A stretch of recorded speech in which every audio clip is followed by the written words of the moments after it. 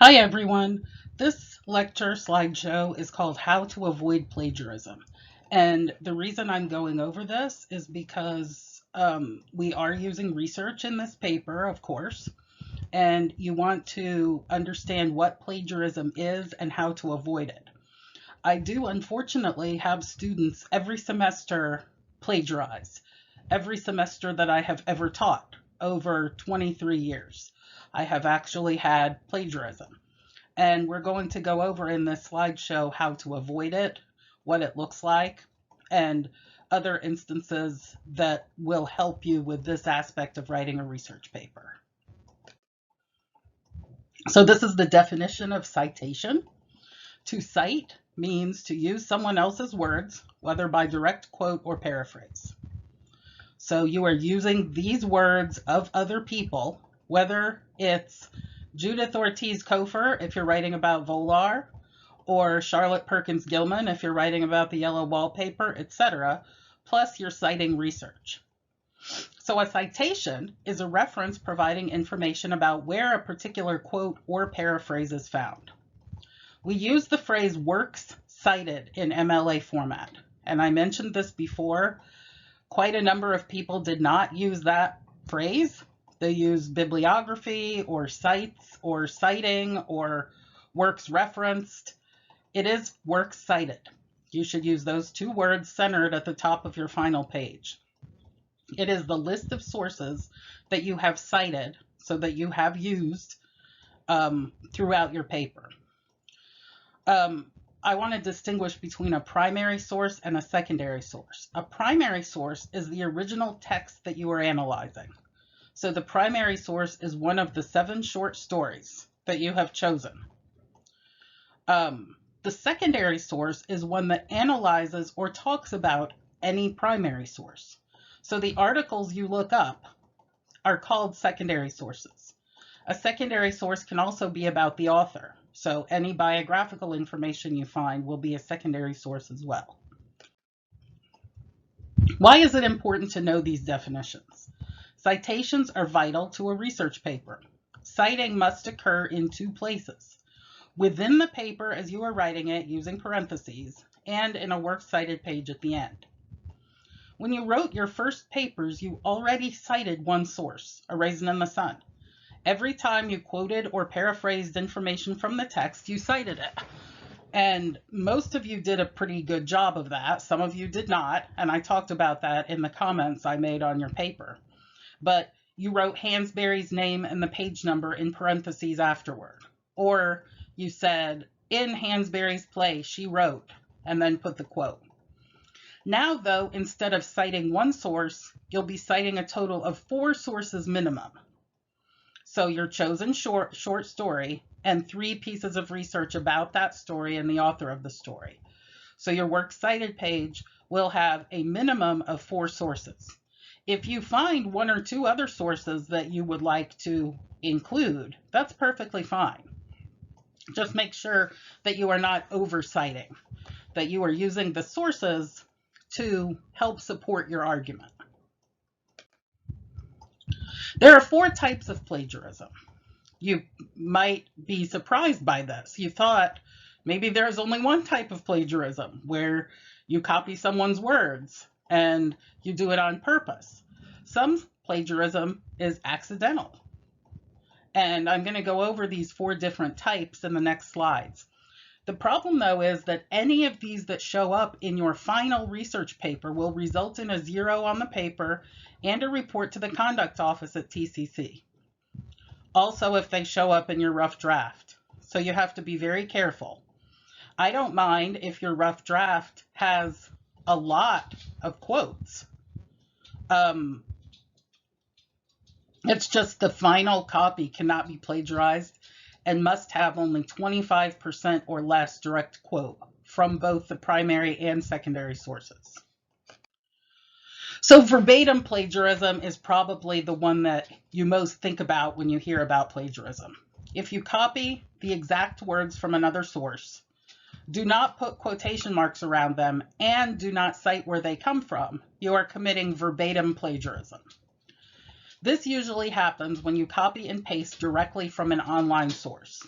It can also happen if you copy another paper on the same subject as yours. Verbatim plagiarism can occur with an entire paper, sections of a paper, or even small phrases or sentences within a paper. This is the worst form of plagiarism because it is often done intentionally. Not always, but often. Whether it's because a student panicked or because he or she just did not want to do the work. The verbatim plagiarism is where I see just chunks of Wikipedia or eNotes or something else pasted into somebody's work and passed off as their own work. Let's move on to the next one. The next one is called mosaic plagiarism. If you copy bits and pieces from a source or several sources, changing a few words here and there, but also copying some strings of words directly, the result is mosaic plagiarism. You can even cite the source, but it will still be plagiarized. Why is it called mosaic plagiarism? A mosaic, like the mosaic of that cat on the left, is art made out of bits and pieces of material. So that's why it's called mosaic plagiarism. Even if you don't intend to copy, you may end up committing this type of plagiarism as a result of carelessness. You cannot just change a few words here and there. You must change the sentence structures too in order to avoid mosaic plagiarism. Or use quotation marks. Make sure you have quotation marks around the material. Here's an example of mosaic plagiarism.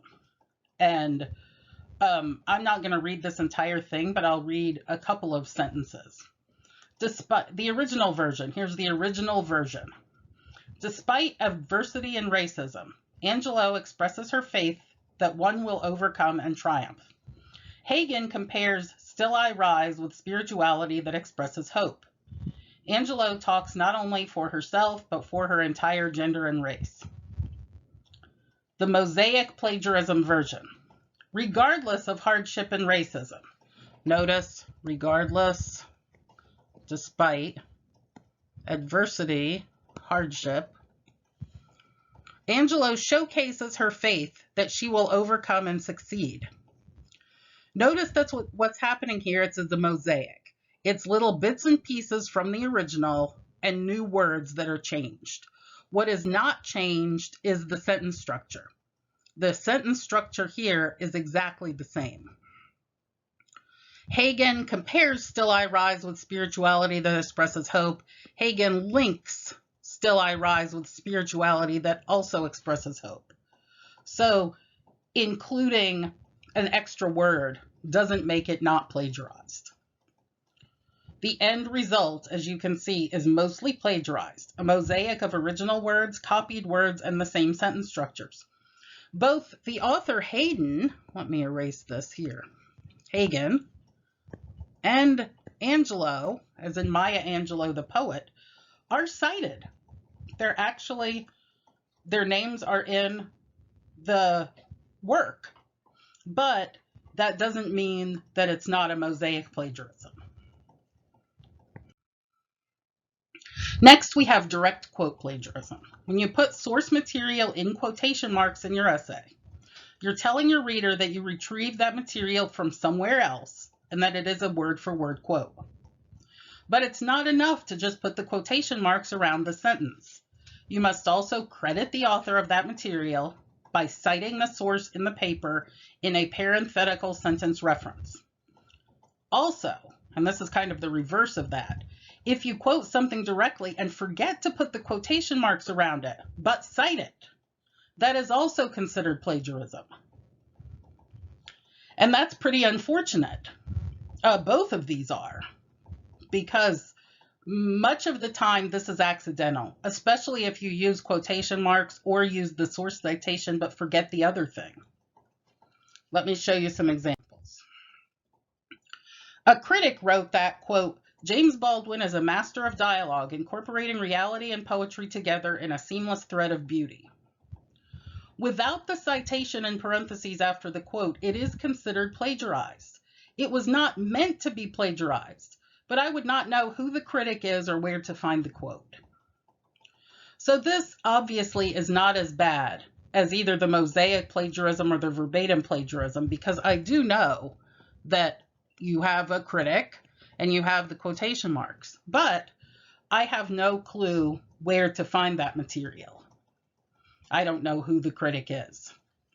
Here's another one. A critic wrote that James Baldwin is a master of dialogue, incorporating reality and poetry together in a seamless thread of beauty. Here I have the citation, but I don't have the quotation marks. It was not meant to be plagiarized, but it is without the quotation marks. And this one is certainly more understandable even, because without the quotation marks, even though there's a source citation, I assume that you have written a beautiful paraphrase, that you've put this into your own words, when in fact it is actually an exact quote. So if you need to, obviously you can always come back to these and look at them and pause at some of these slides and make sure that you are not committing any of these types of plagiarism. Don't worry about it in your rough draft too much, unless it's verbatim plagiarism, because a rough draft is a time to get some help on what you could accidentally be doing wrong. Okay, paraphrase plagiarism. To paraphrase means, and let me highlight this, to put someone else's ideas in your own words. You are not writing original ideas when you paraphrase. Instead, you are choosing to use the argument of another author by using your own language rather than exact quotes from the author. When you paraphrase, you are offering your reader a glimpse of someone else's work on your chosen topic, and you must therefore cite it. Citing a paraphrase means, however, that you do not use, whoops, I meant that to be a highlight, quotation marks around what you have cited, but you must still reference the paraphrased material. Okay? So, because it's not your idea. Look at number 4. If you don't cite a paraphrase, the result is your audience thinking the idea came from you rather than from the research you read. Therefore, it is considered plagiarized. In order to successfully paraphrase, and we've sort of gone over this with the mosaic plagiarism, you have to change verbs, adverbs, adjectives, and sentence structure. You don't need to change nouns, such as the name of families, common phrases such as American dream, dates, or other such items. Okay? So if you come across anything like that in something that you want to paraphrase, you don't need to put quotation marks around it or change it. But most of the things you will need to paraphrase. So here's an example of a paraphrase plagiarism. The direct quote. James Baldwin is a master of dialogue, incorporating reality and poetry together in a seamless thread of beauty. Okay, so there are 2 different types of paraphrase plagiarism here. As one critic writes, James Baldwin, through merging poetry and reality, reveals the exquisite nature of his dialogue. So, that's an okay paraphrase. I'm going to say okay on the paraphrase. We've changed the sentence structure. We've changed some of the adverbs, adjectives, verbs, but not okay on citation. The reason for that is, once again, like the direct quote one, as one critic. We don't know who that critic is. There's no citation here. No citation. This one, number 2, is probably even worse than number 1. In fact, it is, because James Baldwin, through merging poetry and reality, reveals the exquisite nature of his dialogue. So I think that somebody who wrote that sentence has come up with a masterful, interesting idea. But that is not your own idea. That is paraphrased from Wright, page 45. Okay? So you've got to make sure that in order to correctly paraphrase this, all you would need is Wright 45 afterward. And I still know that you've written a good paraphrased sentence, but I'll know that it's not your original thought about it. Okay, final thoughts on plagiarism. There is one rule of thumb for avoiding plagiarism, and it is this. Whenever you use ideas that you did not think up yourself, you need to give credit to the source in which you found them, even if you write a responsible paraphrase. That's it. When you look something up, when you find an idea that you put in your paper that is not your own idea, you give credit to the source. And the prior slideshows on the research paper have talked about this some.